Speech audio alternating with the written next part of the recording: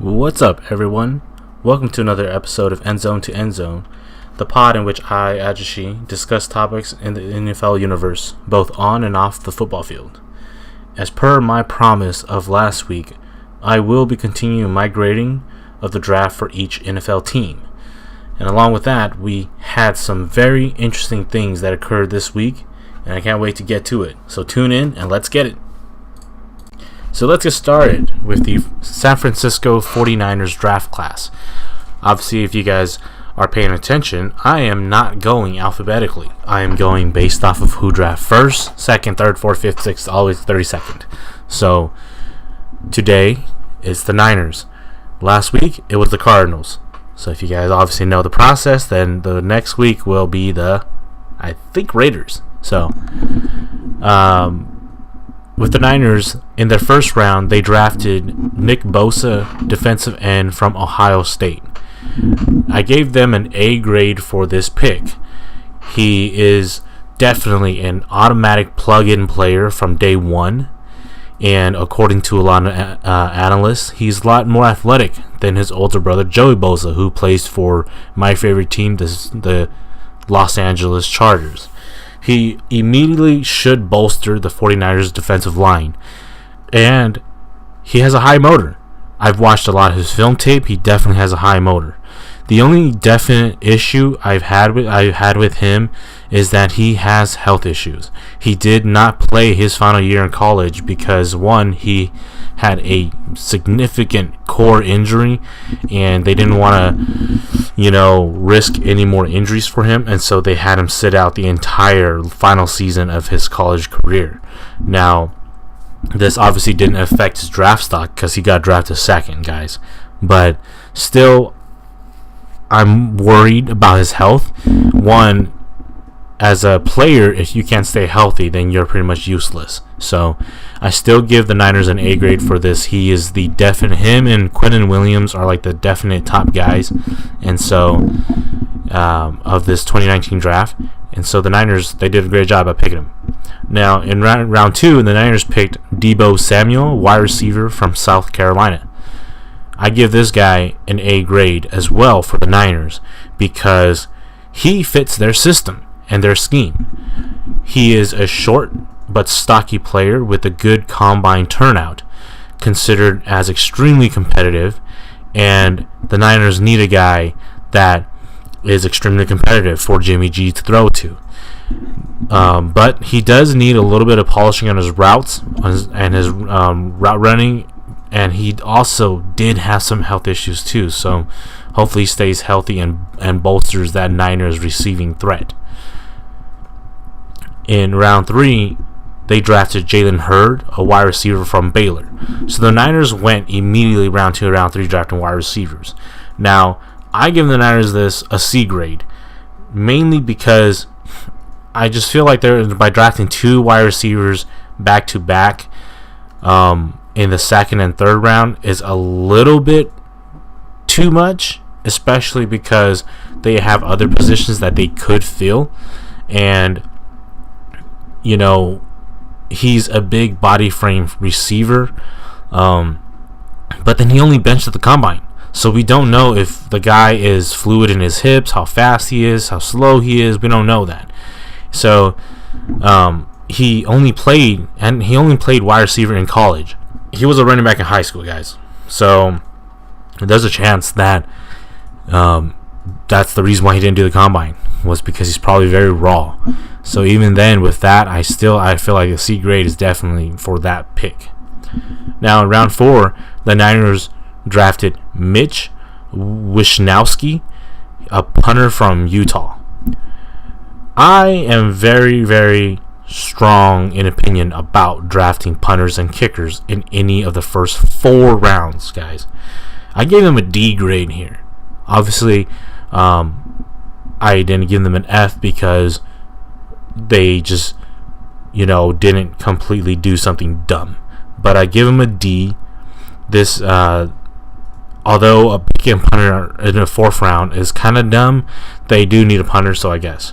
But I feel it's a wasted pick. Especially when I was looking into this guy, he only had around 2 big punts in his final year in college. And a lot of scouts said that he had a little issue on his football flipping skill. So what do I mean by football flipping? When a punter catches the ball, sometimes they twist it a bit before they punt it, or they kind of spin it or something like that before they punt it, and that is to allow it to the ball to either do a certain dive or as it's coming down or a certain direction. And if as a punter you're having this issue where he needs to work on this skill for him as a punter, there's a chance that defenses can block his punt, and especially when you're in the division of like the Rams, where they were extremely good in the special teams. So that is a really bad pick for the Niners. Now in their 5th round, they rebounded. They picked Dre Greenlaw, linebacker from Arkansas. I gave them a B grade for this pick because they needed to fill that position. They needed a linebacker that would be able to, kind of sub in. And although he is short and stocky, which could lead to injuries, he is a pretty darn strong football player. Like, I looked at his combine and stuff, and he has some pretty good combine numbers. So he definitely will be kind of like a rotational guy that's going to come in for the Niners as long as he doesn't get beat out. So in the 6th round, they drafted Caden Smith, tight end from Stanford. I really don't get why they drafted this pick, but other than that, it's a depth pick because, the Niners have the best statistic tight end on their team as of last year with George Kittle. So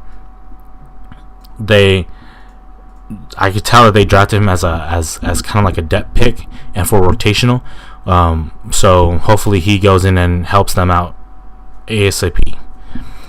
Then they also in the 6th round, they had a 2nd pick in which they picked Tim Harris, cornerback from Virginia. This pick, I give the Niners a B grade because they need DBs, they need cornerbacks, and he definitely will be able to get put in to help them as a rotational guy in their cornerbacks. He has a very similar body frame to Richard Sherman, which is a great thing because they obviously have Richard Sherman. He's 6'2" and like 190 pounds, around that area. So he's a tall, lengthy guy. I don't know if he's extremely fast or not, but because he's a similar size to Richard Sherman, this should allow him to be able to be easily coached by Sherman as long as he soaks it all in, because him and Sherman being the same size, the same body size, Sherman definitely should be able to work with him, and he should be able to learn from Sherman. At least I hope. So who knows? He might actually turn out to be like their best pick. That's just the thing. Now the Niners didn't have any 7th round picks, so overall, I give the Niners a B grade for their draft. They did a good job in targeting specific needs, but they did get some guys that were questionable. But I feel like with this draft, the Niners are set for a great season, unless they have injuries.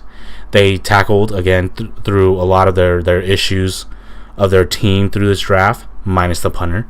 And I believe that they should be poised for a good 2019 season.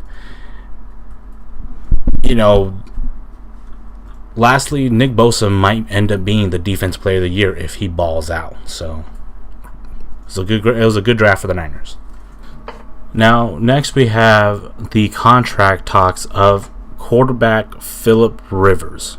As you guys know, he's the starting quarterback for the Los Angeles Chargers. He's currently on the last year of his 4-year, $84.25 million contract, and he is currently 37 years old. He's played 15 years in this league, and there's a chance he might retire very soon. As you guys know, he has a lot of children who are around their prime age of getting into sports. Thus, Rivers has noted that he is coaching a lot of them and having a lot of fun doing it over the offseason. In this offseason, he also did not show up to voluntary OTAs. The Chargers allowed Rivers to have time off to spend Easter with his family. So, it's a good thing, but also a bad thing for obviously the players on the team. The GM, Tom Telesco, was asked about a timeline for the contract talks, and he didn't really give any definitive answer. So you can tell that they really are not talking about it, and they're kind of just taking it as it goes. The Chargers did draft a quarterback in the 5th round of this draft class named Easton Stick from North Dakota State, in which Tom Telesco they have very high regards for. Now, Telesco has also expressed that he wants Phillip Rivers to retire a Charger and plans to keep him there as their quarterback. So they want him to retire there, which is a good thing. They know that he's done a lot for them, and they want to provide him with that benefit. So, in my opinion, because Rivers has been good to them, Rivers has not really been an ass, like a butt to the Chargers organization. He deserves a good contract from the Chargers. He deserves to retire on the Chargers team. Although he hasn't won them a Super Bowl, that doesn't mean that he's not worth any sort of money. He is the best quarterback that's ever stepped foot in the Chargers organization, especially when you look at him statistically. He leads all their passing records, and in my opinion, he hasn't hit this quote-unquote wall, right? We always talk about quarterbacks hitting the wall, or just players hitting the wall. And what do we mean by hitting the wall? Where they just have this extremely collapse in their statistics. They just go from doing real good to all of a sudden they can't seem to get anything right. And Phillip Rivers definitely has not hit that. Phillip Rivers actually had an up season this last season. So which is for a man who's dealt with so much adversity, so many coaching changes, so many team injuries, that to this point, and then still was able to improve. That's definitely a good thing. And when you're a team, you want to keep a guy like that, because he's shown that he still has it in him. So the Chargers should pay Phillip Rivers any sort of money that he deserves. I don't know if they're going to give him, like a $200 million contract, because that's a little crazy. But they might end up. I mean, even if they do, it might just be like a 2-year a 2 to 3 year $200 million where he makes like $90 million per year, which is kind of insane. But seeing as the salary cap continues to rise every year, chances are it could happen. But Phillip Rivers definitely deserves it. He deserves to retire a Charger, because he's done nothing but work his butt off for them. Alright guys, now I'm going to talk about a topic that is very sensitive. It is very sensitive to me, and it is very sensitive to many, many people. And I feel that if you are a person who has a heart, it should be sensitive to you, period. This topic is, I do recommend that if you are the faint of heart, then you shouldn't listen to it, because this can hurt you in a way. We had a situation happen this week about a current player on the NFL rosters. He is a rising star, and to many he is a star, but his name is Tyreek Hill. He is the wide receiver for the Kansas City Chiefs.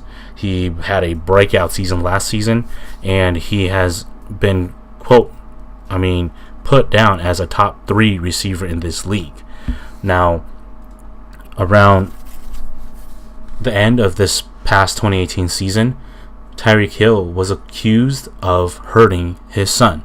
He was accused of breaking his son's arm.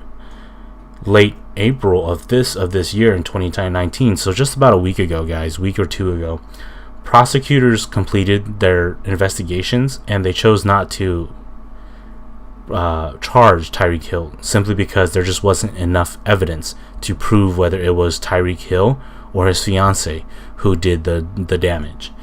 Then, obviously, about a week ago, we get an audio recording that's surfaced on a local Kansas City radio station, releasing a discussion between Tyreek Hill and his fiance discussing their son. And in this audio, in which I listened to it from a lot of other sources, and it was a little disturbing. In that audio, his fiance questioned Tyreek about his son and about their son, and why is their son afraid of Tyreek Hill. And Tyreek kind of briefly states that he doesn't know why the son would be afraid of him, but he kind of shifts his attention to his wife, his fiance, and tells her, quote, "You need to be terrified of me too." And then he says the B word. Obviously, I'm not going to say the B word here on YouTube because that's censorship.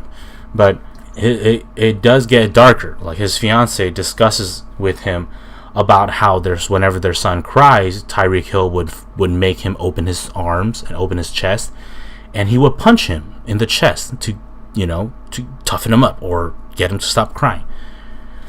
When the Chiefs got the word of this and they heard the tape and stuff, the Chiefs barred and banned Tyreek Hill from any team activities. They just said, you know what, last season we just dealt with Kareem Hunt. Now Tyreek Hill, we're just not gonna let you show up. And so Tyreek Hill's agent has sent a letter to the NFL about this matter and in support of Tyreek Hill, in which some parts of it has gotten leaked online, of him pretty much stating that whatever was in the audio isn't the truth, and that they quote some text between Tyreek and his fiance, that Tyreek is terrified about everything that's going on, and his fiance is like, I'm terrified too, because it wasn't you, it was me. So there's a lot of stuff going on, and it's very sticky. We all hope that the NFL would do something. They aren't jumping to any conclusions until the information's all figured out, and they're staying very quiet about it, which I'm not surprised. The NFL has this thing about, if you're a star, like a current star in the NFL, we will wait. But if you're not a current star, you're out of here. And the NFL really doesn't care as much about what your personal life is. They just care more about what you can do for the NFL brand, which is effed up. It's effed up to the Sun. I don't care what it is. It's effed up to the Sun, because the Sun is the victim here. And obviously, since the releasing of the tape, the prosecutors have reopened the case. So it's things are getting a little crazy for him. When I really look at this situation, for me, it's very disturbing and it's very saddening. As a guy and a man who plans to be a father one day, hearing about how another person would do something like that to their own child, it makes me angry, but it also makes me sad for the child, to angry towards the father who can do something like that to their child. Because you, as a grown-up, you are the one that is responsible for their upbringing, and to do stuff like that to them, that's just not right. Whether he did break his son's arm, and especially if he did, like, to be a man, if you're doing stuff like that, you can't be proud of it. You can't be proud of your child being afraid of you because they're gonna get their butt kicked, or you're gonna hurt them physically or mentally, right? You can't be proud of that. Like, if you're gonna be proud of that, you're not fit for society. That's just the way I look at it. Is, I don't care if you're ultra talented in football. Because he is. The guy is super duper talented, has a huge future in the NFL. He showed progression in the NFL, but doing stuff like this, it's in some people's eyes, it's worse than doing drugs, because doing drugs, you're hurting yourself. But when you are physically or mentally hurting another person, whether it's your wife, your fiance, your son, your daughter, anybody, just think about it. Like, when this guy was getting drafted, he pleaded guilty for domestic violence. He had, when his fiance was pregnant with that son of theirs that has a broken arm, he pushed her down the stairs and hurt her. He pleaded guilty. He was found guilty of that, and then he served like community service time and stuff, and still got drafted by the NFL. So it tells you, many in the NFL don't care about what you are outside of football. If you can channel that and make you a great player in the NFL, they don't give a damn. It very upsets me. If he did it, if he punches his son in the chest, broke his son's arm, doing stuff like that, he's definitely going to see prison time, okay? The guy's going to get jail time for that. He shouldn't get to see his son anymore, and he should be suspended indefinitely by the NFL. Because the thing is, like, the guy, this is already his second chance. So he's going to be on his third if they choose not to do anything. Who knows if it's really his third? Maybe it's his fourth, fifth, sixth. Who knows? But how many times will the systems that are placed to be able to help the people who are victims give the people who are breaking the system second, third, fourth, fifth, sixth chances until that person is killed, right? Or is permanently damaged? How many times? Because are we going to give him as many chances? Let's say he's guilty, right? Are we going to give him as many chances until his son is either, one, dead, or his son is physically battered to the point where his son cannot be a normal person in society anymore? I mean, his son is going to grow up not being a normal person in society. I'll just put it that way. And when I say, what do I mean by normal? Well, he's going to have a lot of trauma, in which once he gets older in his life, he's not really going to know about it. He's not really going to fully understand why he feels a certain way, why he has certain things that irks him. It just will come up. And if he is going to do something like that, that's to a child. Like, that's the worst situation you can get about hurting people, because they're children. So I can obviously go on and on and on about it, but I will just stop there. And I will say that if he is guilty, he should be cut completely from the NFL. Obviously, guys, we don't know yet. So if he is found innocent, if it is true that it is just a plan by his fiance to get back at him or whatever the case, she needs to be dealt with by the law. But regardless of the case, he needs to get help. Whether it's because he's guilty or innocent, he needs to get help. His son needs to get help for him and for his son and his fiance, because there is some sort of dysfunction going on there, and the person who is hurting is the child. So I hope that he is found innocent. I hope that the child was never beaten, but obviously chances are that's not true. We just don't know yet, but it is very upsetting, and it is very sad that, we hear about stuff like this, because, I know that stuff like that exists. I've seen stuff like that, and it's sad that it exists. It shouldn't. So I hope that this gets solved, whether he's found guilty or not. I hope that it gets resolved, and I hope that the child gets the proper protection that the child deserves. Now, I refuse to end this week's episode on a very sad, bad note. I'm going to end it off with a retirement talk. Yes, guys, another player has retired from the NFL, and his name is Jamal Charles, running back. He has played for 3 different teams, being 1, the Kansas City Chiefs, 2, the Denver Broncos, and 3, the Jacksonville Jaguars. Jamal Charles signed a 1-day contract with the Chiefs, and he retired. Obviously, there was a video that showed he took one last handoff from quarterback Patrick Mahomes in celebration to his career in the Chiefs uniform, because, well, he played majority of his career, and he was in his prime with Chiefs.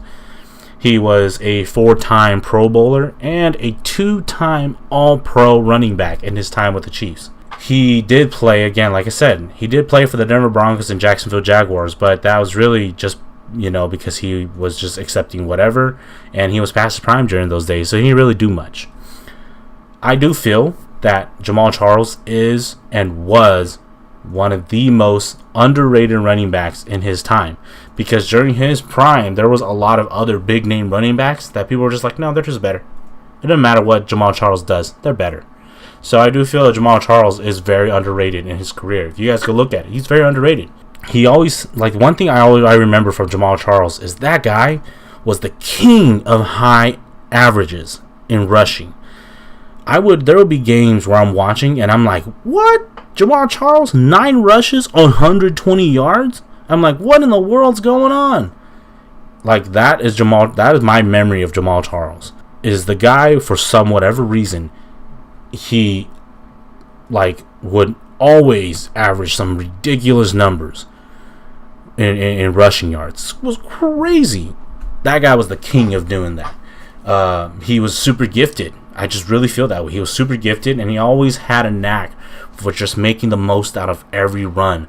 You know, he never had 100, like 90% bad runs. It was always like, you know, he was either going to get a good gain or like a great gain of yards. So, but as we all know, what we always talk about, and what I always talk about, is the football gods, right? The football gods was like, you know, we cannot give a guy such great talent and not give him anything else, which obviously they took away his health. The guy never finished an entire season. He was always hurt. He played hurt. He would get hurt, and it's just unfortunate. Because I feel that if he was able to play 100% healthy all the time, or played 80% healthy all the time, played every season and stuff, I definitely think he would have had much better numbers overall. He will not make the Hall of Fame, but I do believe again, if he was just healthy enough, he would definitely be able to make the Hall of Fame. So I'm very happy to have able to see this guy play the running back position. Although he kicked my favorite team's butt during that time that he played for Kansas City. But, you know, hope for the best for him in his future endeavors. The guy definitely is a great running back, and he deserves a lot of the credit for that. That is a wrap, guys. I hope y'all enjoyed this episode of Endzone to Endzone. Always remember, hit the like, subscribe, and as always, leave a comment of any specific topics you want to hear. Ahjuxue,